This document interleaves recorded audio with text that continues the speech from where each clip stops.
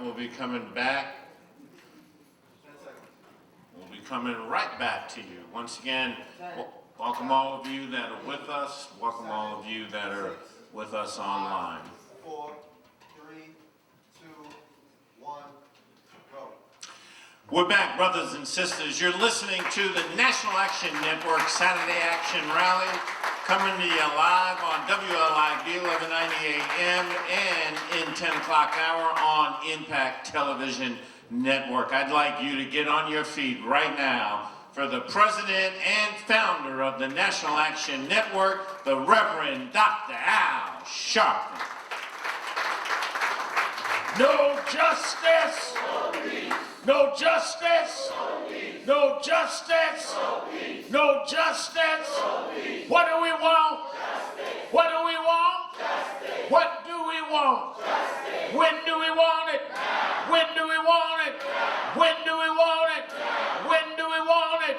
Hug the person next to you, tell them you love them. Never would have made it. Never would have made it without you. I could have lost it all, and now I see you were there for me. Yeah.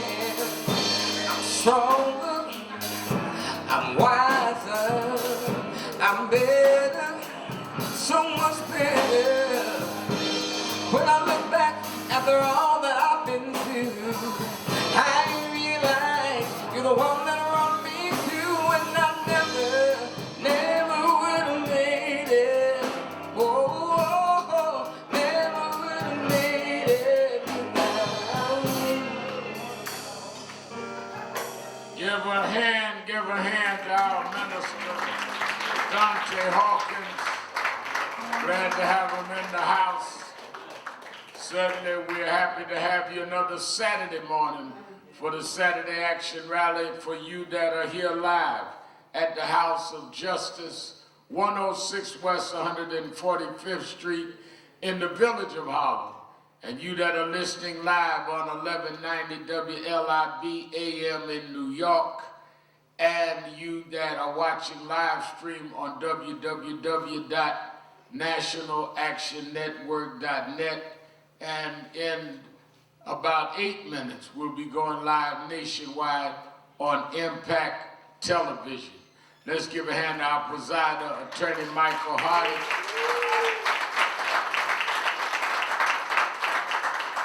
And give another hand to, of course, Minister Dante Hawkins. We're glad to have the head of our Queens chapter with us, Reverend Philip Craig, and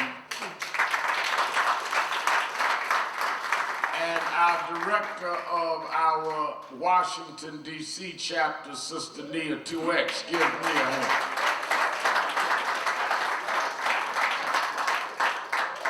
And we all have heard this morning from the Reverend Dr. Bertha Lewis.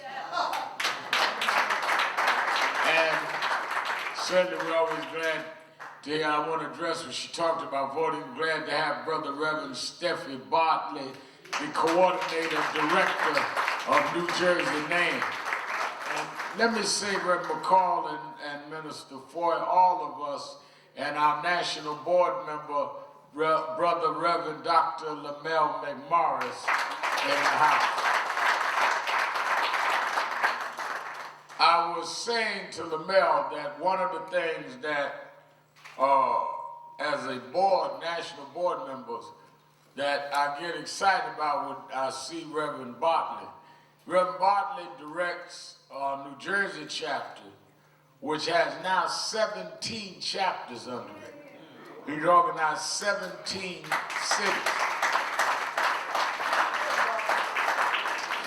Aside from the 17 cities, he has a 24,000 square foot building that used to be the Newark Boys Club that is now the National Action Network Newark Lab Center, Tech Center in the city of Newark.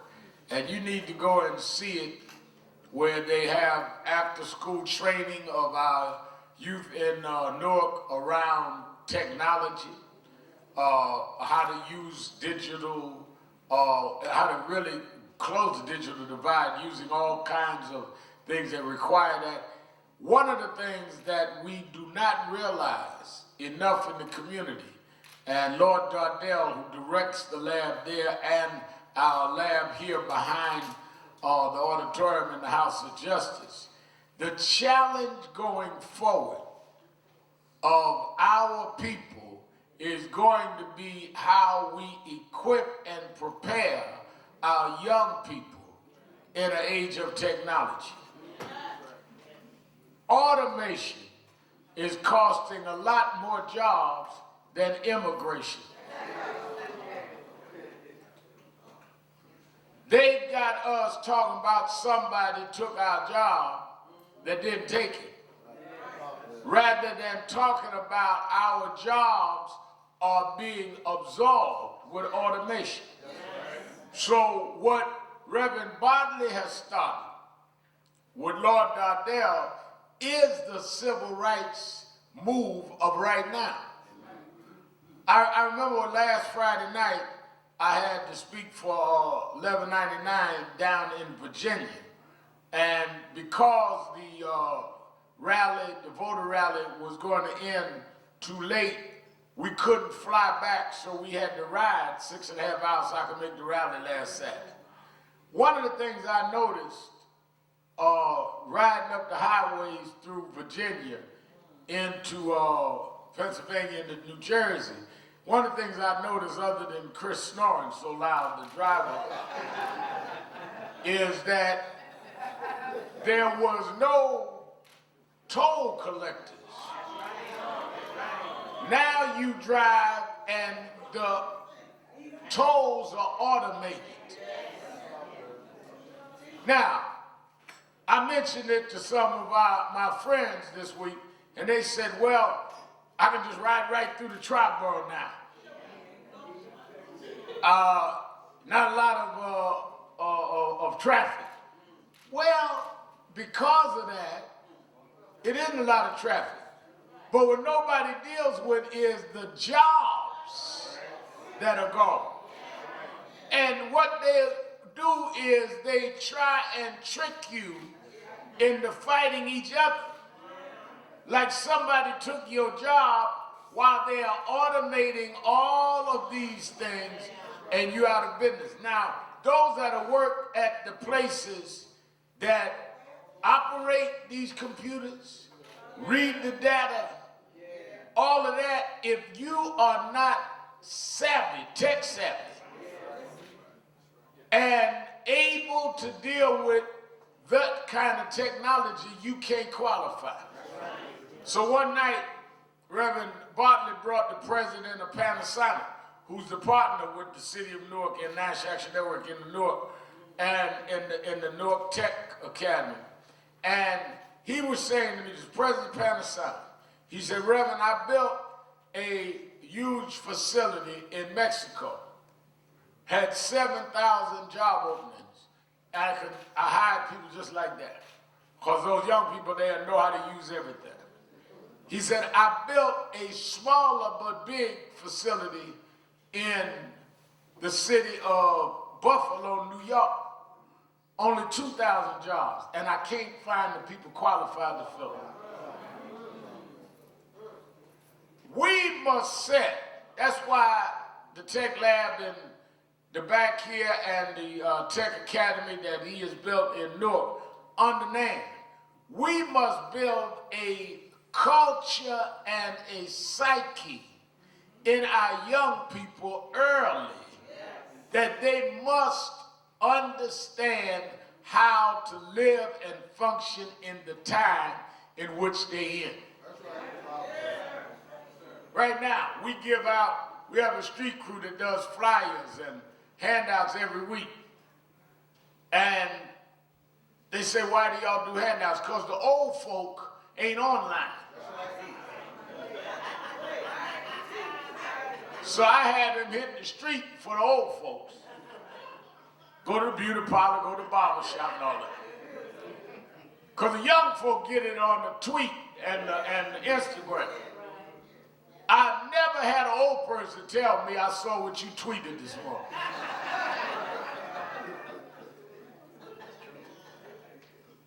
I never seen that. I put something on Instagram and 50 of our young people hit me right back. Old folk, grandma out in town or not, if you watch Instagram, you know where I was. I Instagram every day. Now, what we must do is bridge that gap. And we must deal with that information because our community needs to be attuned to that. And we need to be getting the contracts in that area. So I really want to give a real big applause to Reverend Bob.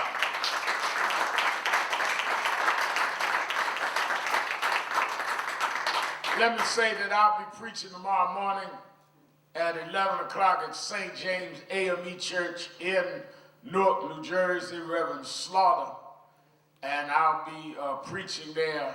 We are dealing with our radio show in the morning, and depending on the storm, whether we will be doing Politics Nation, but this storm, and I'm going to address it when we go live, this storm is a very, very serious threat that all of us need to really be prayerful and deal with. Let me also say that we are looking at our legislative conference in Washington in September the 19th.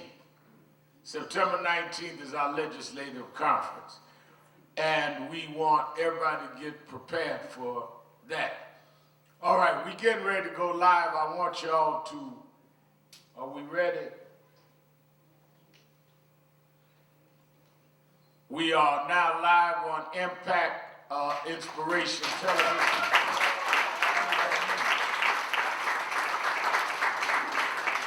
Let us welcome the Impact audience, and we're glad to have you.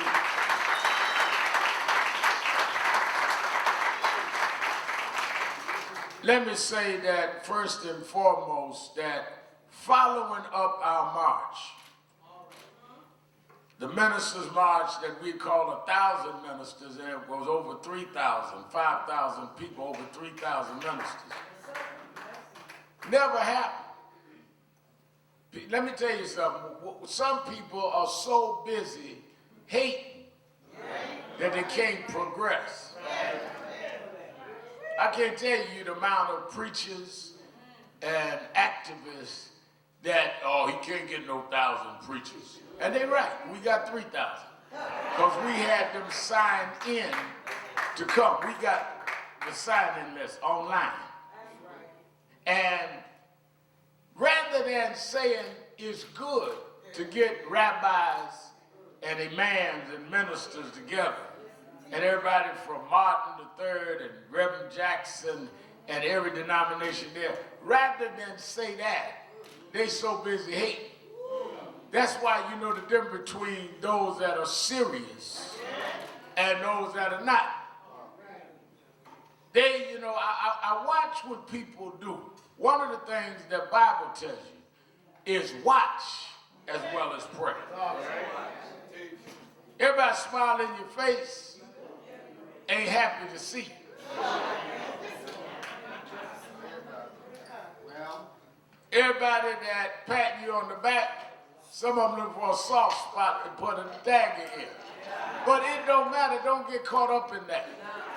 But part of what I'm saying is that we laid out there that day that we were going from demonstration to legislation. So on September 19th, we're going to Washington for our legislative day, where all of the ministers are going to join National Action Network leadership and meet with the senators and the congressmen in an all-day session to deal with the legislation around the 4 areas that we're talking about. And I want all of you, you go to the website to get ready to be a part of our legislative day in Washington. We do it every year. it takes on a new meaning this year because of our Ministers' March and because of this new administration. So September 19th, I want everybody to be with us on our Legislative and Policy Day in Washington. Let me say that we are all in prayer for our people in Florida and continue to be in Texas. Let's be very clear that don't forget the folk in Texas as we deal with Hurricane Irma's impact in Florida. We have an office of National Action Network in Miami that we had to close yesterday. Now we understand that not only is Miami under threat, all the way up through Tampa is under threat. Now we need to be in prayer and we need to help and support them. Reverend Ralph West in Houston, that was on my MSNBC show last Sunday. They're doing, Beyonce was just down there. We're in contact with both of the areas. And we need to also deal with, after the relief efforts, how we gonna deal with recovery so that recovery is not replacement or relocation. Because believe me now, some of the people that do development are already planning on how they're gonna come in and grab that land. And if we are not careful, they will use this for other means.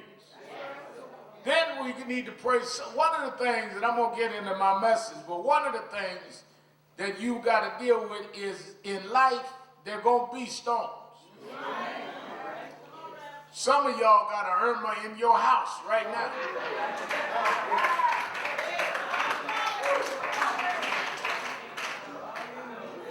Y'all watching Irma on TV. Some of y'all got Irma in the bedroom right now. And you that are trying to get through, I want you to call prayer activists. We need to pray for you to get rid of Irma. Your anxiety, your fear, your hang-ups. Call us right now, 1-877-626-4651, 1-877-626-4651. You that want to work with us on the legislation, I got our prayer warriors right at the phone, 1-877-626-4651. Now, 3 years ago, I was in Nevada. I got a call from Cynthia Davis that leads our Staten Island National Action Network chapter, that the police had killed a man holding him in a chokehold, and that his mother was reaching out and wanted to talk. I talked to his mother, it was a Thursday, and I told her to have her and the family here that Saturday for the Saturday rally. She was here that Saturday. We took buses. We brought 1,000 people to Staten Island that Saturday, and been with the Gardner family ever since. Many came and many go. But National Action Network, once we get in a case, we don't leave it, and we get with the family, because they are the ones that have to bear the brunt. They called us everything they could, but I'm used to that. There ain't nothing, I never got in a battle that I didn't get some kind of attack, because that is the nature of a battle. If you are in a fight and never get hit, you wasn't in a fight. I remember Muhammad Ali used to tell me that champions are not determined by how well you can throw a punch.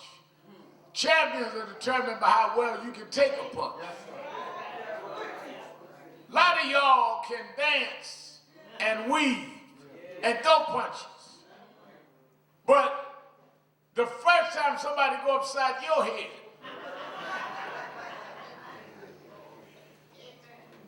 I had a friend of mine named Calvin. Calvin said he was a great fighter, great Golden Glove fighter, till somebody hit him.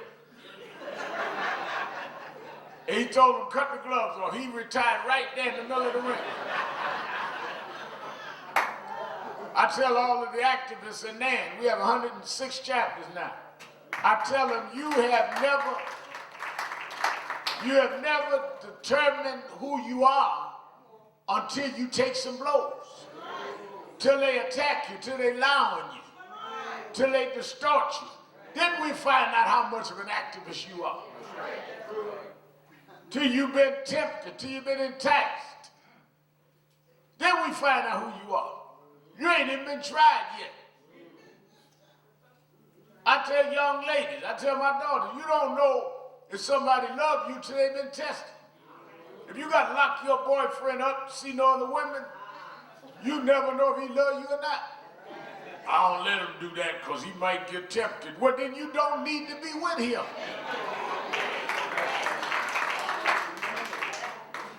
Hello. We stayed with the Garners. And to their credit, they have stayed with Nash Action Network. His mother was there that Saturday and been here just about every other Saturday, and she's sitting on this stage today, Gwen Cobb, the mother of Eric Garner.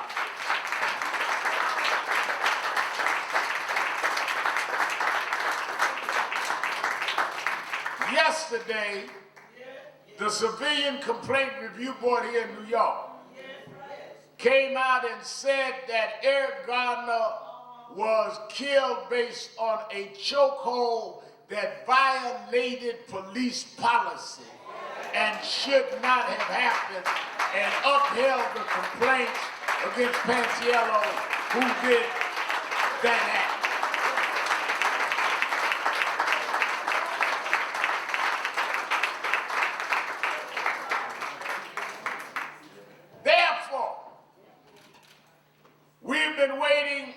On the Department of Justice for 3 years. We went from Eric Holder to Loretta Lynch, now Jeff Sessions. I met with Sessions, with other civil rights leaders, met with 5 of us early when he was appointed. We opposed him, we marched on him being confirmed. He got confirmed, called Mark Moriello, the Urban League, called me after, and said, we can talk, even though we disagree. We met, and I put in front of him then the Garner case.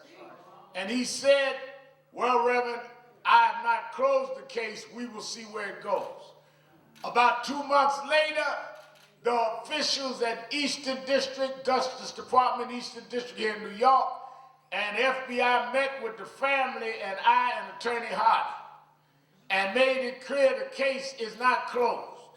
Well, now I submit to them that the CCRB of the city of New York has said that they not only found it was the responsible act that caused Eric's death, it violated the policy of the New York City Police Department, which to me is the basis of knowingly violating his rights when you have stepped outside of the policy of the department. You violated his rights because you were not even within the boundaries of acceptable police behavior.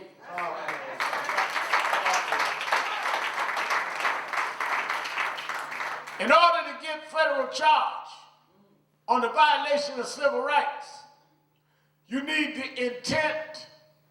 Well, if you violate police procedure, that's intent. If you've been told you can't put people in a chokehold and you do it anyway, that is intent. Then if a man says 11 times, I can't breathe, and you hold on to a chokehold that is against police procedure, that is intent. The federal government has the basis to move now to go on and bring the federal charges against this man. This report shows a pattern of Behavior by Daniel Pangel.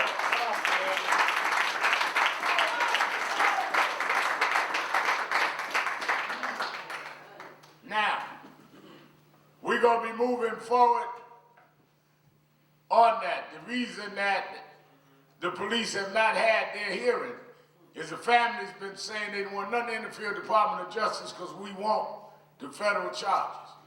And I think this exacerbates the need for that. And I think that it is a testimony to the family.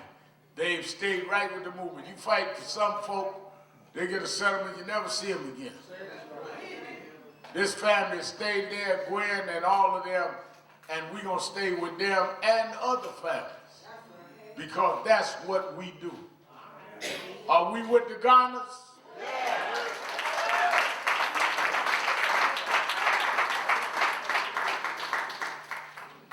Let me also say that one of the things that was very important this week, when we saw the president say that he was ending DACA,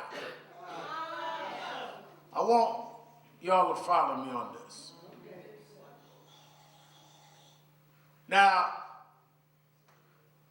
since he has been president, he has gone after the Affordable Care Act. He's gone after pulling, Justice Department pulling out of all of the voting suppression lawsuits, Texas and North Carolina. They questioned consent decrees on police in Baltimore and Chicago. He's attacked Muslims, he's attacked Mexicans, he wants to build a wall. Every divisive thing you could think of. He has one meeting where he act nice to Schumann Pelosi, and they act like he done had a Damascus Road conversion. I ain't never seen nothing like it, Reverend Craig. They act like a new Trump. The man had one meeting where he act like he should have been acting for the last 9 months. Has the bar been so low that when he acts just civil, because he didn't give you nothing, he give you a 3-month delay on the same arguments. All he did was say raise the debt ceiling so that in 3 months we'll come right back here, and I may want to cut FEMA, cut education, cut all that again. I'm just giving 3 months rather than 18 months. But because it was Ryan and them wanted something else, and he said no because he wanted to show he's the boss. I don't do what the Republicans or the Democrats tell me. I'm the boss. Ha ha, look at me. Rather than understand, let me tell you something. There's a difference in pursuing a crime and knowing how to wear the crime. A lot of y'all after something that you can't handle when you get it. You know, one of my mentors, LaMel's Reverend Jesse Jackson, I remember that they had a guy out there in the 90s just raising his hand, carrying on. And they said, oh, he's the new whatever. And we went to his gathering. And I said, Reverend, look like they hot. He said, yeah, they got a big crowd. He said, I remember when I was growing up in Greenville, South Carolina, Al, we had a dog named Spotty. And every time the milkman would come down the block, Spotty would chase the milk truck. Every day, milk truck guy come down, Spotty was right behind him. And he running from the truck. He said, I'll never forget, my mother said, why are y'all paying attention to Spotty? He said, because Spotty chasing the truck. She said, if he catch it, he can't drive it.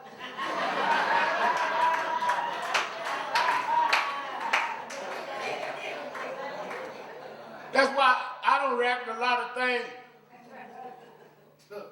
Kevin Carver, you hear about so-and-so doing so-and-so? Yeah, I heard about it. Kids say, well, so-and-so got something. Yep, heard of it. I don't care what they do. They can't drive it. Because I know the folk, and I know they can't drive. I don't care what you say.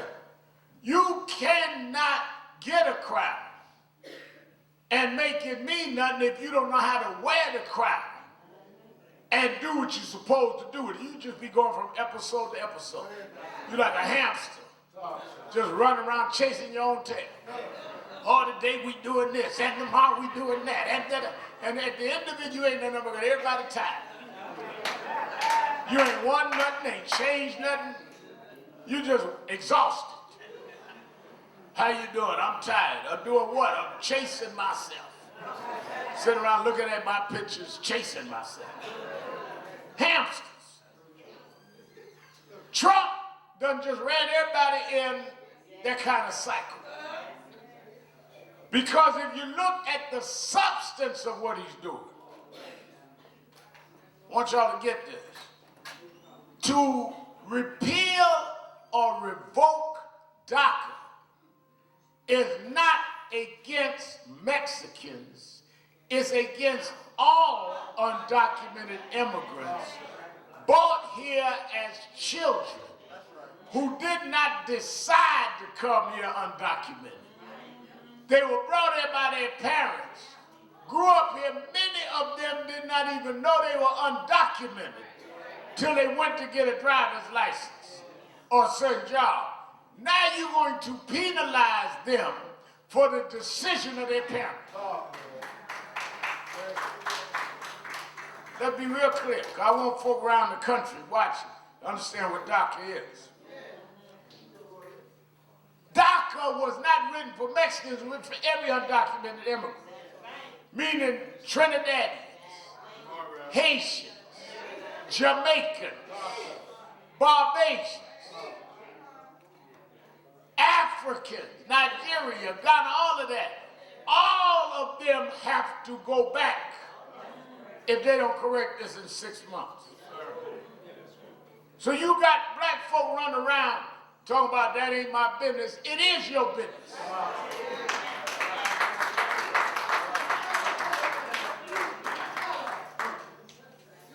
And we got to be very clear that we are not going to sit by silently as this man robs people of their civil and their human rights. I joined the mayor of New York and the Cardinal. We have people, this is DACA weekend, from Washington to Atlanta, all over. We're going to be saturating information of the thousands of our people affected by DACA. I oppose it on the grounds that it is unfair, let me tell you something, for people to try and say that people that have fought in the military, that have paid taxes, ought to be put out, we are not going for that. We're not going to support that, and we're not going to sit by and allow that to happen. Now, the other part of that is I am opposed to it on spiritual, moral, and theological grounds. What you mean by that? The Bible said that Mary had a baby. Mary had a baby at a time that Herod had mandated killing all of the newborn Hebrew children. Y'all with me so far? Joseph, who is one of the most unrecognized, unheralded figures in the Bible. Joseph should be given every award on Father's Day. Because Joseph was a man that an angel told him, your wife is pregnant. And she's not pregnant for you. That God impregnated her. And he took somebody else's child as his own and raised him as a cop. Everybody Mary, somebody need to give some love to Joseph.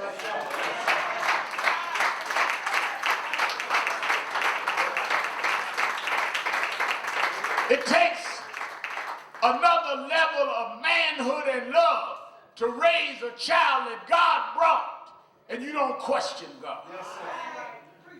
That might be why the angel came back, not to Mary, but to Joseph. Talking about DACA now. Came back to Joseph, because Joseph was strong enough to accept God's son. Yes, sir. And said, Joseph, there's danger. Take the woman and the child and escape to Egypt, because there's danger where you are. And the Bible says that Joseph took Mary and the baby, Jesus, into Egypt, where he lived and was safe. Which means that they sought refuge in Egypt, which means Jesus was a refugee.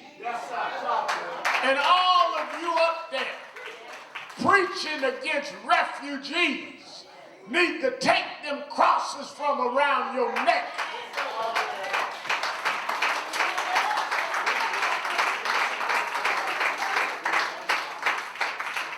I am opposed to them ending DACA, because I serve God through a refugee that had to flee Galilee and go into Egypt. And I can't treat people any different than I wanted them to treat my Lord and Savior Jesus Christ.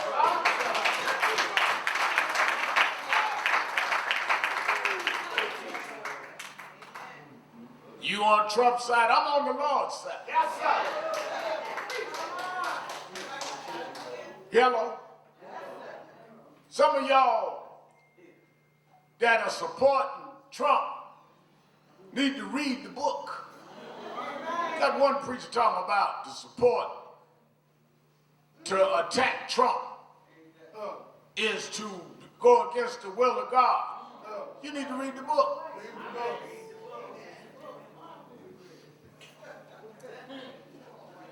There have been plenty of people in power that God didn't put there and was not following the will of God.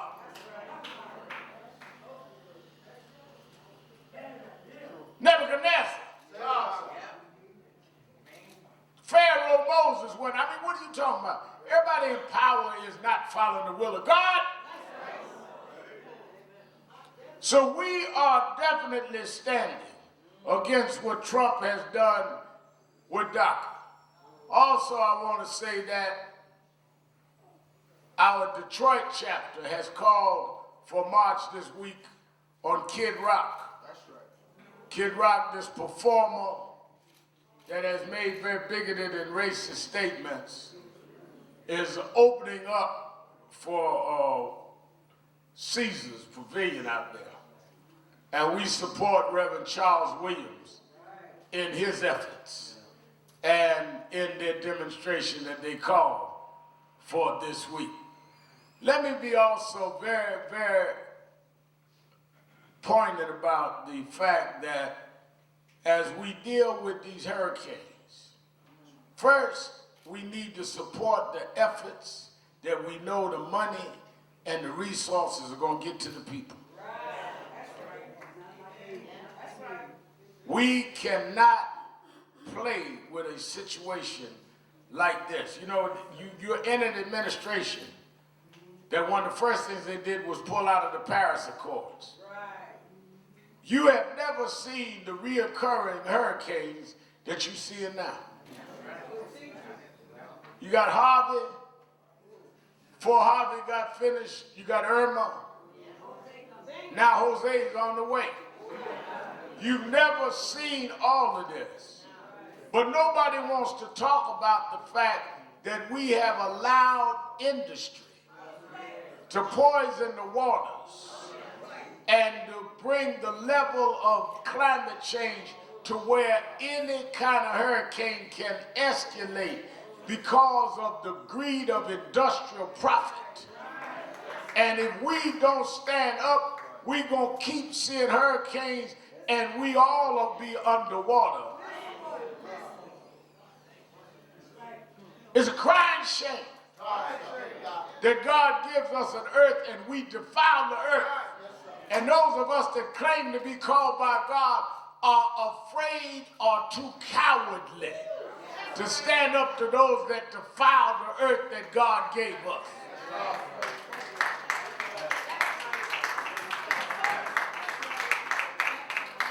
Bible says in the beginning God, not Exxon, God created the heaven and earth. You running around talking about you own land that you did not make, that you control seas that you did not make. And one of the things that we can see through the storms as we help those that suffer and pray for those that suffer is we also see that you cannot overpower Mother Nature and Father God.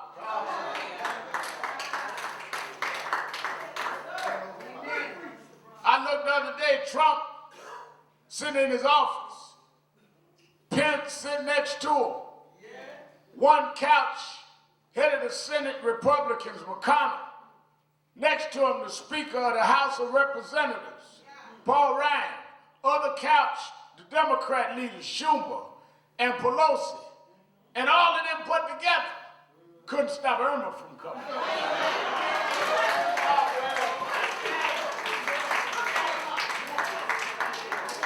There is a power that is beyond the grips of what you feel.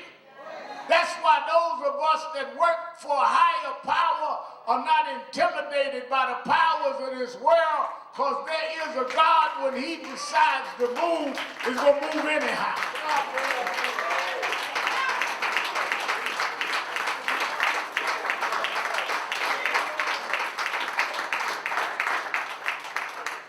That's why we had the ministers march.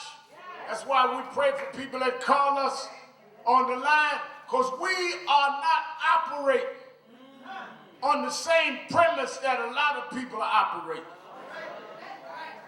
This is a spiritually based movement.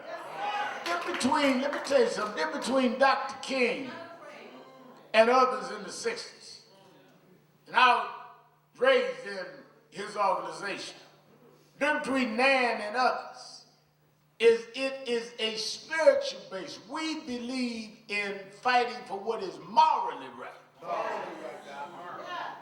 not politically expedient. If you go by political power, we need that, but there are limitations there. Even political power must be connected to a bigger morality, because that'll come and go. I went Monday to the Caribbean Day Parade and was marching down Eastern Parkway. And they put me up front to cut the ribbon with the governor. Well, I had marched down Eastern Parkway with 3 or 4 governors. Yeah. We done had 3 or 4 presidents since Nan started. There is a need for political power, but that's not the end. The end must be based on the righteousness and morality of the cause, because then you work for a power that is eternal. That's why we used to sing in church, build my hope on things eternal.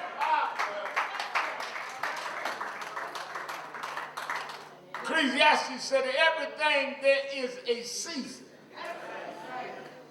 But God's eternal. You got a season. Season changing now. You getting ready to have a trench coat out in a minute. Then you're going to go get the other coat out. Then you're going to put on your Snuggies and your long johns. But then it'll go back again. That's seasonal. Some of y'all seasonal activists. Some of y'all seasonal prophets. But people need to build on something eternal. What is right today, and it will be right 100 years from now, and it was right 100 years ago.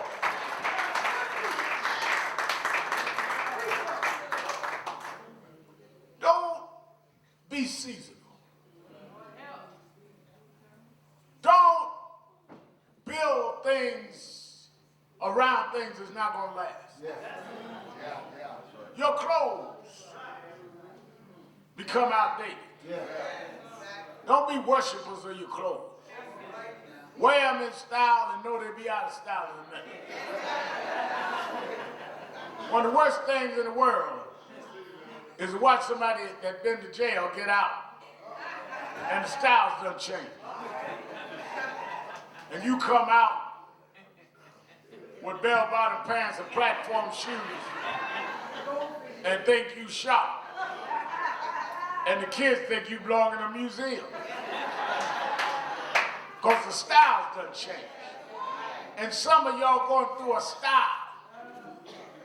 That's why I be getting on kids all the time, seasonal acting. Just go looking for a hot issue. Well, the day we mad at this, the day blah, blah, blah, blah, blah, blah, blah. Social media said this, and Joe Blow wrote that, and so-and-so tweeted this. And y'all run around reacting to seasonal stuff. Rather than there is a truth that'll be here when all of us go. From everlasting to everlasting. I was watching people in the Caribbean losing everything. I was in Anguilla working on the book, did a fundraiser in Anguilla the first of the year. Wiped out. Gone. So you build, St. Mark's gone. You build your life around stuff that one storm can wipe it out. Yes, sir. I don't care how fabulous your house is. That's good. You one storm away from being in a shelter. Everybody with $1 million results are evacuees this morning. I learned at the highways in Florida. Doesn't matter if you're a Rolls Royce or Chevrolet. You lined up trying to get out.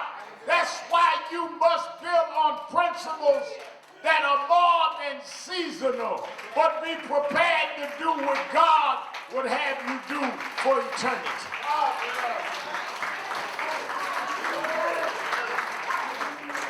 Well, the same thing is true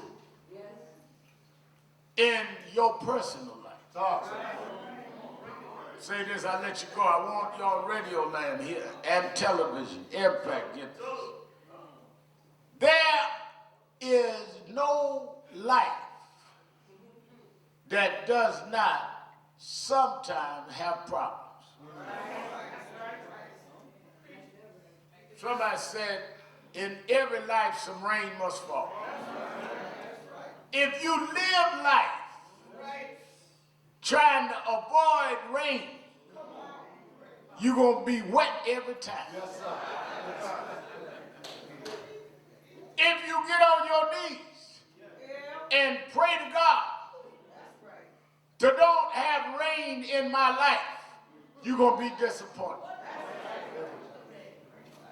Even Jesus on the cross, he went through the things we got to go through. He came to die. Knew he would be crucified. Knew he'd be hung on a cross. But even then he said, pass this cup. Even Jesus, at the point of suffering, at the point of pain, wanted to pass the cup. But then he taught you what to do. He thought about it and said, thy will, not my will.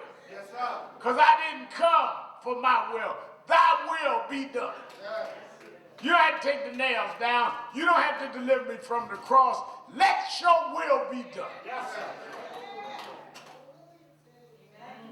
If there is inevitability in storms, if there's inevitability in situations, then what you need to do is learn how to handle the storm.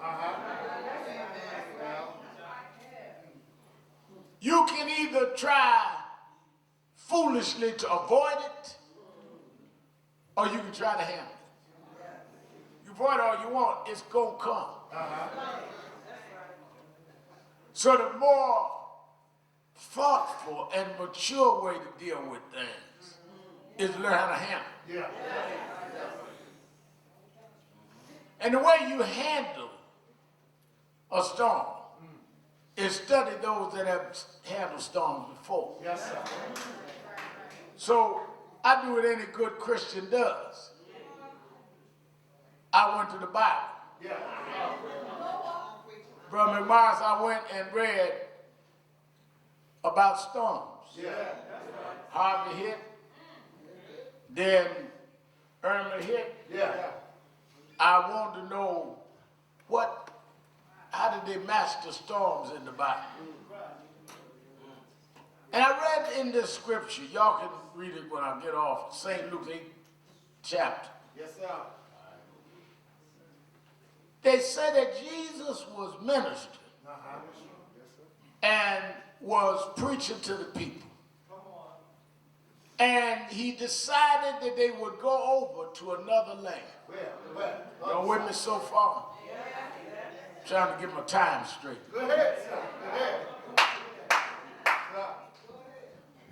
And when he said, let's go off to another place, they had to go across the lake. Yes, sir. And as they were going across the lake, the Bible said that the winds came. Yeah. Y'all with me so far? Yeah. And when the winds came, they were shaken in the boat. Yeah. Now they got on the boat. Jesus said, we're going across. Let's go over here. Other side. Jesus went, got on the boat with them. And the Bible said that Jesus fell asleep. Yes, sir. Yeah. You ever been in life where you thought Jesus went to sleep on you?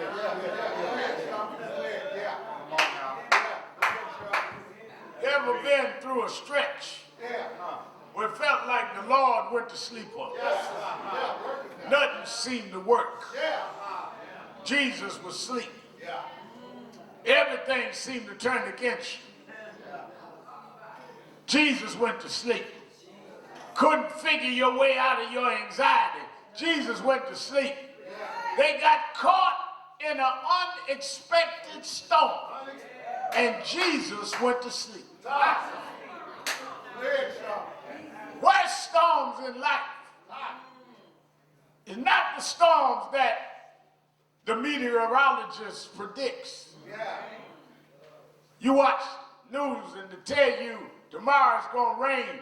Well, you got your goulashes out and your umbrella ready.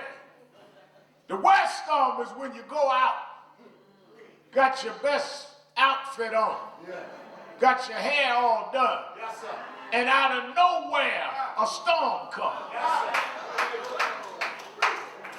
An unexpected storm. Worst situations in life is when you trust somebody. You know that person don't like you. You know that person don't mean you no well. You know that person talk about you. You done heard them backstab you. They may not know you know, but you know what they think. But the one that was right next to you, whispering in your ear, telling you I love you, telling you I'm your friend. In fact, they were the one telling you what the others were saying. And then you find out that the one whispering in your ear was the one stabbing you in the back.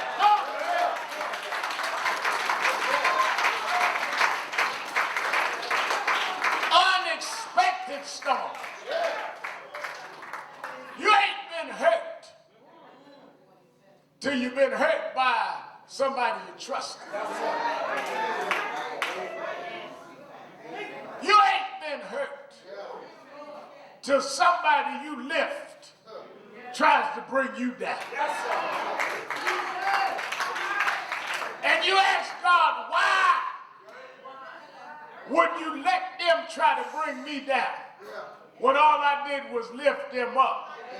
And God said, because I wanted you to know that I'm a jealous God. And if I be lifted up, tired of you lifting up your friends, tired of you lifting up your loved ones, tired of you lifting up those that you think got talent, if I be lifted up, I'll draw. Lift me up. Quit lifting up your friends. Quit lifting up your favorites. Quit lifting up who you like. Just lift me up till I speak from eternity. Why speak from eternity? Because I ain't going to change on you. I'm the same yesterday, today, and evermore.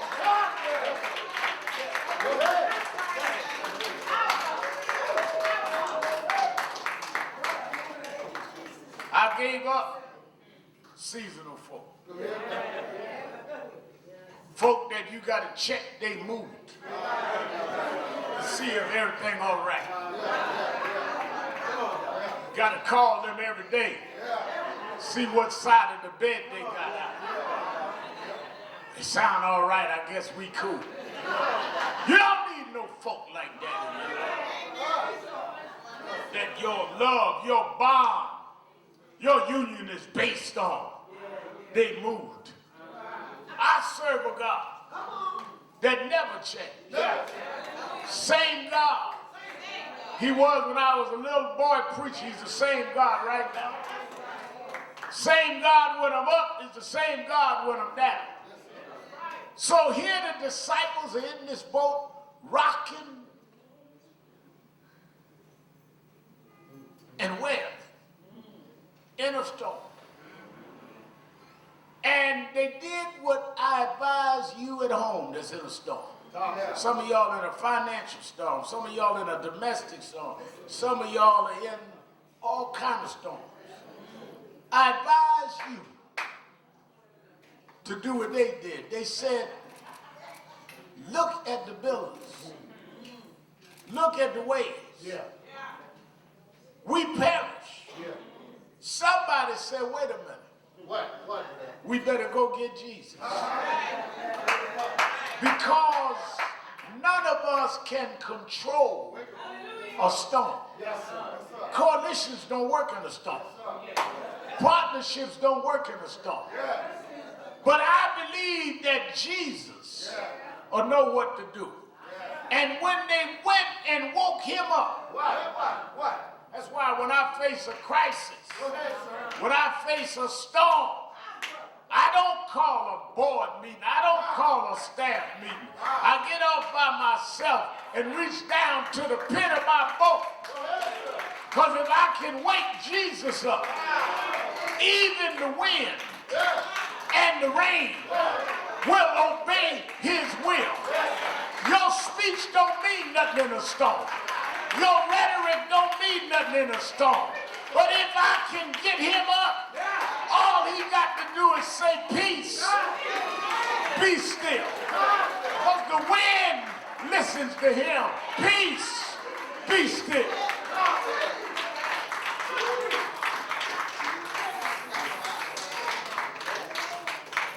Ain't no wind know your voice.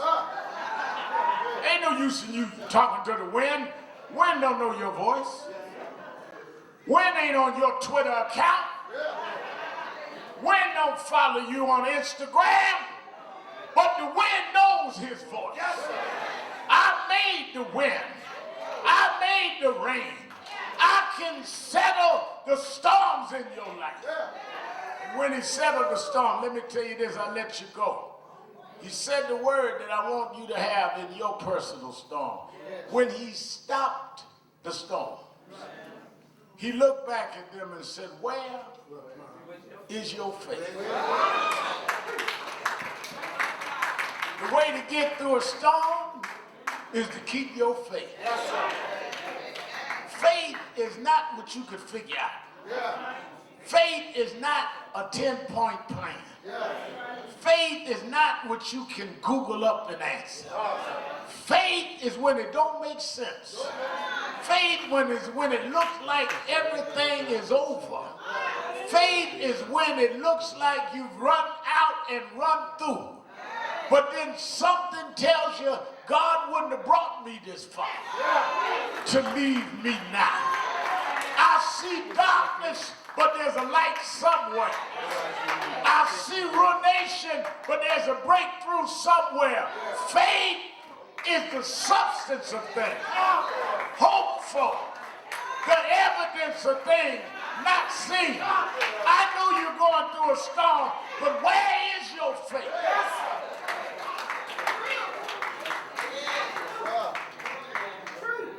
I was reading this morning, and I'll let you go. Steve Harvey said that when he was a little boy in school, teacher put Simon out and said, "What is it you want to be when you grow up?" He said he wanted to be on TV. Teacher said, "You study, you can't be on TV." She went and told his mother and father he mocked the test, telling us he wanted to do something he couldn't do. But his daddy told him just write it down and read it every morning and every night. And he kept reading it, and he read it every morning and every night. And he finally got the stuttering out, and finally became a comedian, and finally became a radio host, and finally went on television. He said, and every Christmas until their teacher died, he'd send her a Christmas gift of a brand new television so that she could watch him on television. If you got the faith, if you get up every morning and you go to bed every night and just reaffirm your faith, you'll be able to send your enemies a Christmas gift every year. Because God will, in your storms, the sun will come out. He'll break through. Where is your faith? Where is your faith? If you believe it, you can receive it. There is a God that sits high, but he looks down low, and he promised he'd make a way out of no way. Everybody's singing. Amen. Everybody's singing. Everybody's singing.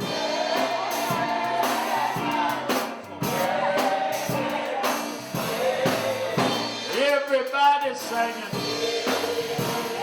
Sing it like you mean it. Sing it like you mean it.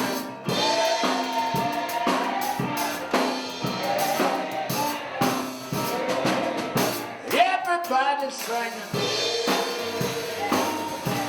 Everybody's singing. Everybody's singing.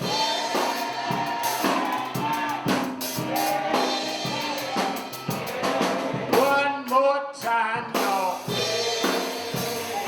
One more time, y'all. One more time, y'all. Yeah. I'm open the doors of the movement. There may be someone here today that attends the rallies, that comes, hears us on the radio, watches us on television, but never joined the National Action Network. If you're here today and never joined National Action Network, you can come down either aisle and shake my hand and join right now. Just come down, let me sign you up. Come on. Everybody's singing. Everybody's singing. Everybody's singing.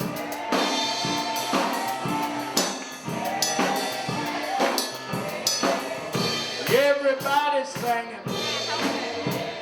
Sing it like you mean it. Sing it like you mean it.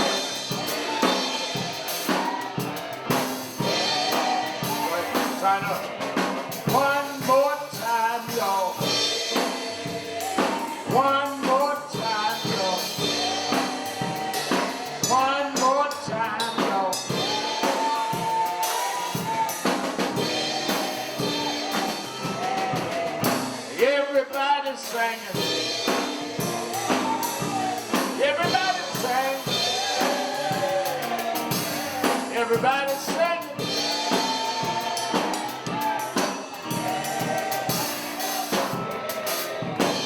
All right. Now, we're glad to see the chairman of the board of National Action Network, Reverend Dr. W. Franklin Richardson. Come on up, Doc. I want you up here because we're ready to raise the offering.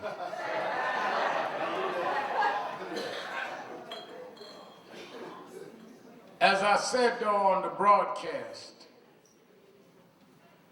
and the television show, that we're committed, this is our weekend that we want to put out a lot of why we are opposed to DACA. And we do not want people to isolate us like this is just a Latino issue. If it was, I would take the same position. But it's not. You can't fight for civil rights for anybody if you're not going to fight for everybody. And the civil rights violation of DACA is clear. I want Minister Ford to come forward. I want, while we're still broadcasting, I want him to bring the president of our city council forward. This is a fiery system that represents all that public officials should represent. And I want her to address us on DACA. Then where is, I want our organizers. Yeah, come on. I want you that will help distribute our anti-DACA stuff. I want people that will work the day after the rally, put our cards against DACA in restaurants, in beauty shops. Lady up on the hairdryer, just stick it up there and make her, save her 3 minutes under the dryer. I want our community lit up. Washington, Nia's here from Washington, and New Jersey. I want our folk lit up to know about NAN wants to fight this DACA fight. They need to know, Bertha Lewis, now. You can't build a movement the last minute. People talk about, oh, we got 6 months. You got 6 months to build a movement. These folks need to know where we are. So let's bring the city council president on. Thank you, Reverend Sharp.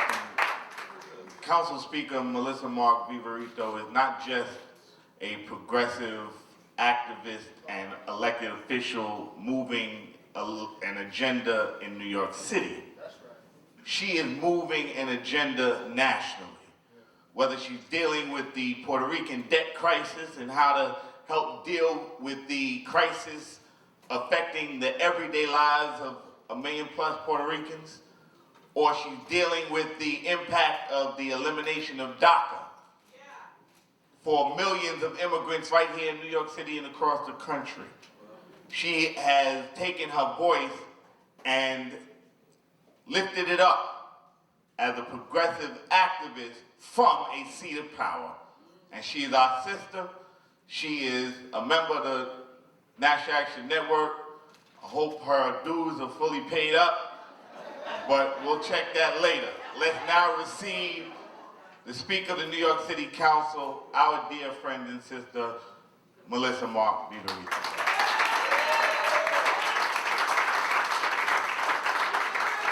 Good morning, buenos dias to everyone. Just coming from the Labor Day parade, right? Celebrating our workers and the labor movement and all that it has accomplished for us. But I want to thank Reverend Sharpton and Kirsten and everyone at National Action Network for the work that you do and for inviting me to come this morning just to address this issue of DACA. You know, and the Reverend was at the press conference that we convened. Mayor, myself, other leaders were there, obviously. And I said at that moment that it's really becoming hard to maintain my composure during these times because the level of outrage that I feel waking up every day to some new form of assault is just becoming unbearable. And it is important for us to build bridges and coalitions and fight the good fight on behalf of those who are vulnerable and scared, because there are many. And the other day, and these are issues that I get very emotional about, after that press conference where we were pushing back and talking about how New York City is a welcoming city, we're going to fight DACA, we're going to fight to maintain DACA, to protect our immigrant New Yorkers, whether you're documented or not, because this is an assault on everybody. Anybody of color, it's an assault on the poor. This is just craziness. So after that press conference, I was at an event and a young woman stepped up to me and she says, I want to talk to you. She was talking to me in Spanish and she just started crying. And I knew what it was about. And I started crying and I hugged her. And, I told her, I'm here for you. I'm here for all of you, right? And she said that she was deathly afraid of being ripped away from her 4 children. And that she was a DACA recipient, right? She was being protected by DACA. So there is a level of insanity that has been unleashed. These are young people that don't know any other country except this one, that are serving in our military. There's 900 DACA recipients who are in our military. They are studying in law schools. They're studying in medical schools. They're becoming our doctors, our teachers, our professional class. And they're serving, right, in the relief efforts. And it's just, if these young people are being assaulted and attacked, then no one is safe, right? No one is safe. So it's just been, crazy. And I think what the Reverend says is very, very true. I am passionate about equity and justice, period. And that is for everybody. So as a Latina, as a Puerto Rican, I don't just care about issues that impact the Latino community. I don't care about issues that just impact the Puerto Rican community.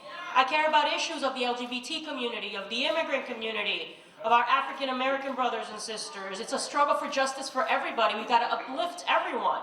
So that's why I feel so strongly about utilizing this platform to push back. And I said at that press conference that what we have is a confederacy of cowards. That's what this administration is about. These are cowards. And how many people saw the images of Sessions when he went out to make that announcement? He had a smile on his face when he was about to step up to that podium and talk about stripping away the humanity of these children, of these young people. They actually are happy about what they're doing. It's really scandalous. And I really strongly believe that they do not know what they have unleashed. Because the level of support that these young people have and the level of courage that they've demonstrated, they've come out of the shadows. They are not afraid. And you've got the business community, you've got Republicans, you've got everyone saying that Trump should not have done what he did. So they don't know what they've unleashed. And I think that we have to be clear about that. This is a moment and an opportunity where we really can reclaim our country and our democracy. We've got to do that. We've got to do that because I'm not interested in standing by anymore. And let me tell you, and I put it on Twitter, the level of ugliness that he is giving and boosting, right? And the president being a sociopath, that's what I say, and it's very clear. What's a sociopath? If you look at the definition, someone who lacks empathy, right? Someone who, regardless of what actions he takes, does not care what impact those actions have on others. That's a sociopath. We have a sociopath in the White House. And that to me is very clear. But he's giving license for that racism, that xenophobia, that Islamophobia, everything to come out to the forefront.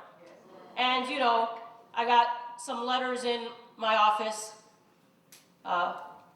using some denigrating language. I put it on Twitter and I said, this is what this administration is like, calling me a spick, using the N-word, saying that, you know, I'm a welfare cockroach.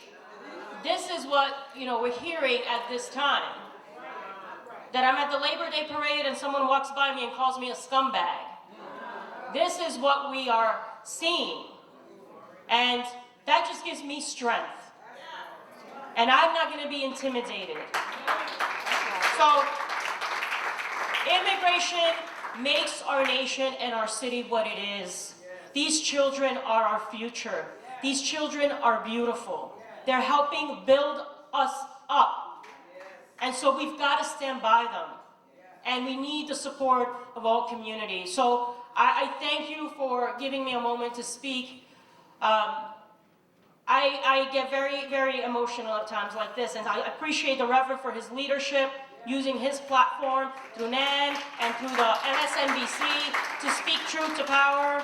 So Ms. Carr, it's always good to see you. Everyone here, you always have an ally in me, and although I am entering the last months of my term, and I will not be an elected official anymore, believe me, I am not going anywhere. I will be visible, I will be involved, I'll be engaged, and now more than ever, definitely, I will not be shy or intimidated, and we have to band together. So thank you very much for your time today.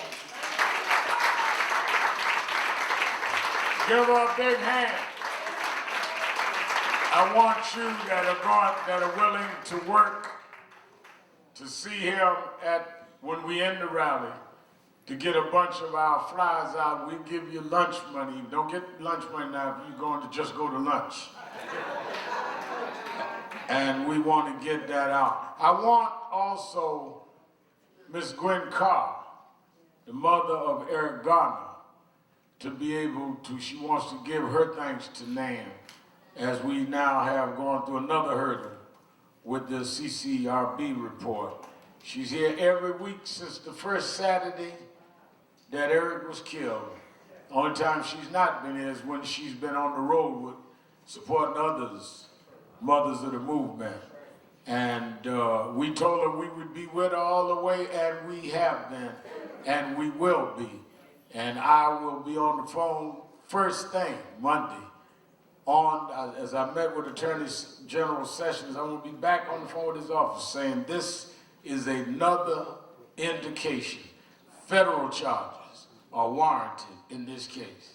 Let us hear from the mother of Eric Garner, Gwen Carr.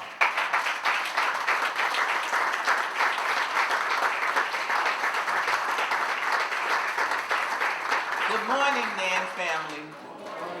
I want to thank each and every one of you for standing by me, supporting me, and all the things that has happened in these last 3 years. And as you know, I could not be more grateful for Reverend Sharpton, Attorney Harding, Kirsten, all the NAN family standing with me. And we know when this first happened, we had thousands of people that came out, people all over the place, marches. And then when the lights went out, most of those people disappeared. Well, NAN never disappeared. And I am so grateful to have such a powerful team to stand beside me, stand with me, and I will stand with them because there's power here, and I can feel the love, and I will stand with NAN. And also, Pastor Bartley, he is part of NAN also, and he is my friend. We become friends, him and my husband, and it's just been a great thing. You know, it's bittersweet. You know, I had to lose my son, but through that came some powerful, you know, things have come out of it. And I just want to thank each and every one of you. And thanks again, Reverend Sharpton, for being here. Gwen Carr. Gwen Carr. Now I'm getting ready to raise offering. Before I raise offering now, y'all know I don't, Attorney Hardy gives me instructions, but y'all know I don't listen to nothing Hardy say, because that's the Trump in me. I don't take advice. But on yesterday, Ashley was 30 years old. And that's my youngest daughter. And now they called me in the middle of the night, said there was some altercation in a cab. He told me don't address it. And what they put out didn't happen. She has her side. All I know, if you got 4 people in a cab and there's some altercation, and they find out 2 hours later one was Al Sharpton's daughter, you the one going to the precinct, going to jail. I know that. Now, if you my child or related to me, you are guilty till proven innocent. But we'll fight that out in court, all right? I didn't violate nothing. One thing, we don't have to wait on court. She's 30 years old, and we're going to celebrate her birthday. Come forward, Ashley. Dominique and Cecil, they brought her birthday cake. Happy birthday to you.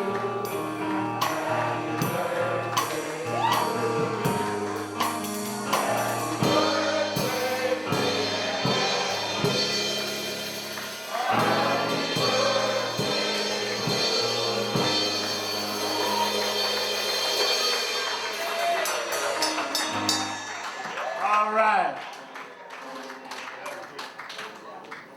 So the press can run and say that we celebrate her birthday and da.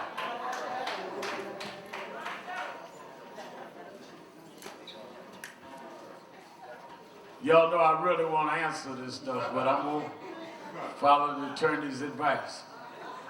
All right, let's raise our offering. Everybody can have some birthday cake and then hit the streets with our DACA flyers.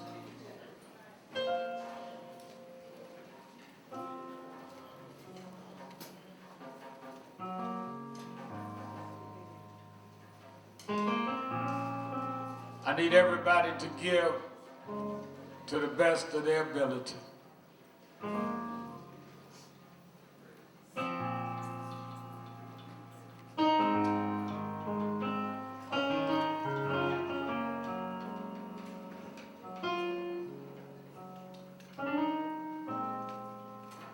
I need about 10 people. I'm gonna start 10 people that can give $100 or more to come quickly. I need about 10 100s. Get what I need this morning. Our chairman, Dr. Richardson, $100. LaMel McMorris, board member, $100. Reverend Bartley. You know, James Brown taught me, if you want to know how, wait a minute, y'all slow down. Y'all hear me talking, hold it. I'm gonna teach y'all something. James Brown told me if you want to know how much money somebody got, when they give you a bill, you drop it. If it stays open, that means they had a whole roll of money. And you ought to get some more. If it's folded, that means it was thin. They just got a few. Now I want you to know Rip Bartley's money stayed way, this bill was wide open. So he could give more than one, but I'm gonna take one. Russell Grady, $100. Attorney Schmelken, $100. Katrina Jefferson, $100. Irma Sloan, oh Lord. Press is gonna say Rev Mal honored his daughter and Hurricane Irma. Her name is Irma. So y'all get the wrong headline. $100. Phil Gates, $100.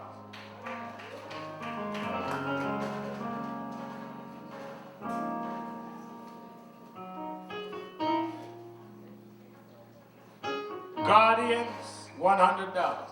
All right, bring me some 50s, 50.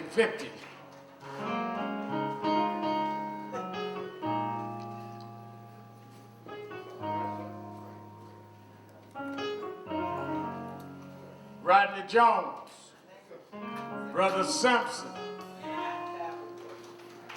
Sister Cynthia, $50. Brother John,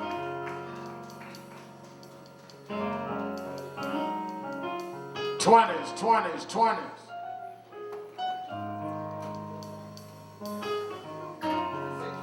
Y'all said 20.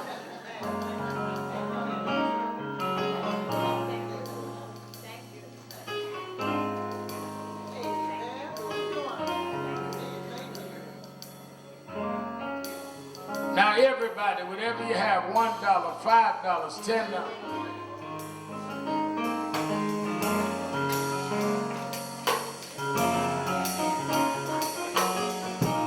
Everybody.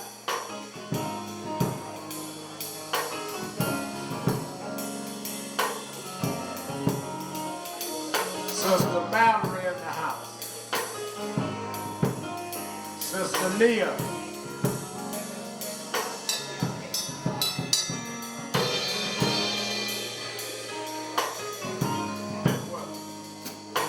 Reverend Roger Harris, $50.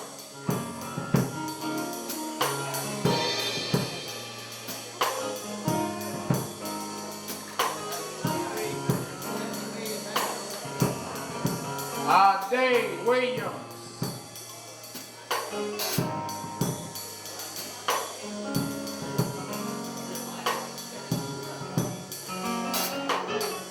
All right, membership, $100.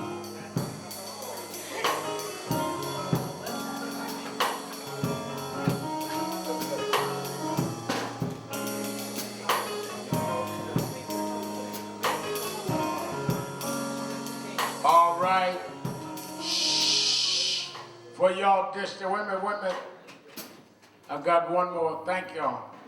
I got one more. Sister Nixon, come here. Come on, mother. I must get up. I got this. And Brother Haru. They also have birthdays today. Mother Nixon.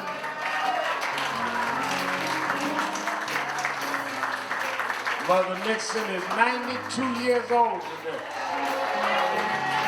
97 years old.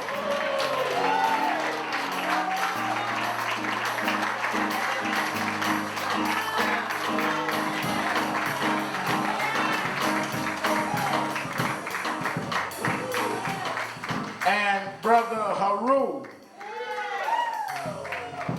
he is, I'm not going to give his name, but he's just about 10 years apart. And Ashley's giving half her cake in honor of them, so they're going to be there together having birthday cake. Come on, happy birthday to you. Happy birthday. Happy birthday, Mother Nixon. Happy birthday. All right.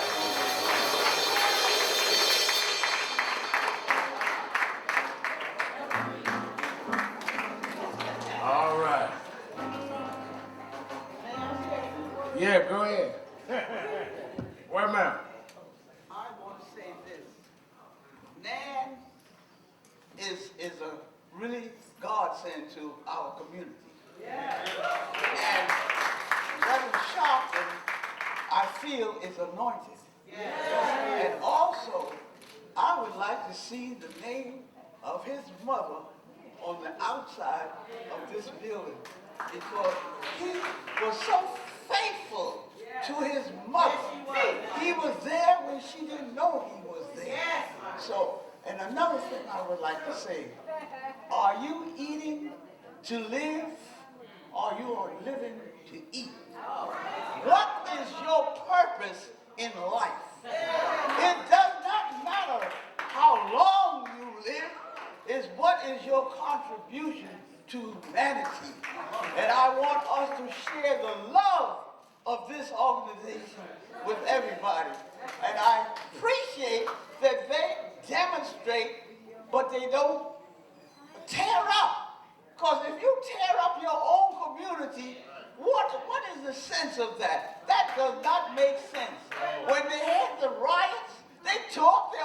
community. I couldn't get a spool of thread in Harlem after that riot because it was all torn. So think of what is your purpose. You're not here just to eat. You are here to serve, to be a servant. Thank you. Mother Nixon. 97 years old.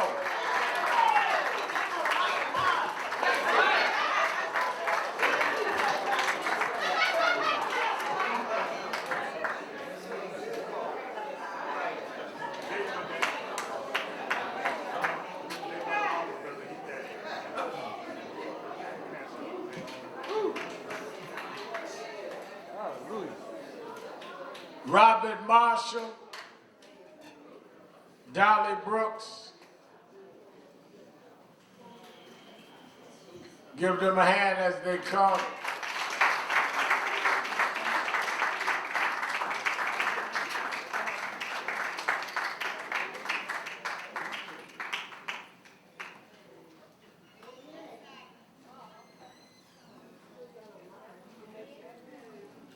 We welcome you to have joined National Action Network. We are proud to have you become part of our justice family here, and we be part of yours. And they'll give you new membership orientation. You tell us where you want to work in the organization and what it is we can do with and for you, because we all now one family. You are, as of now, officially members of National Action Network. Face the audience. Give them a big hand. Give them a big hand. Give them a big hand. All right. Let us all stand. I'll talk after. I do not talk in the middle of rallies.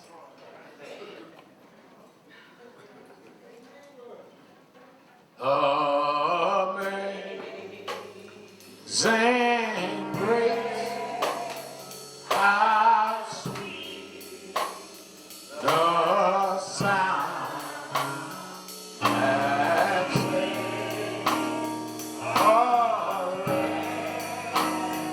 a wretch like me.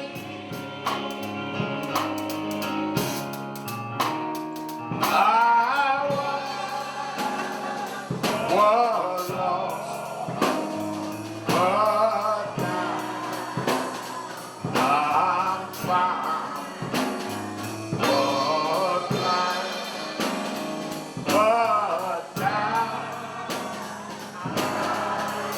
Take the hand of the person next to you. Repeat after me.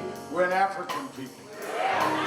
Robbed of our name, our language, our families, our self-respect. But we shall rise, never to fall.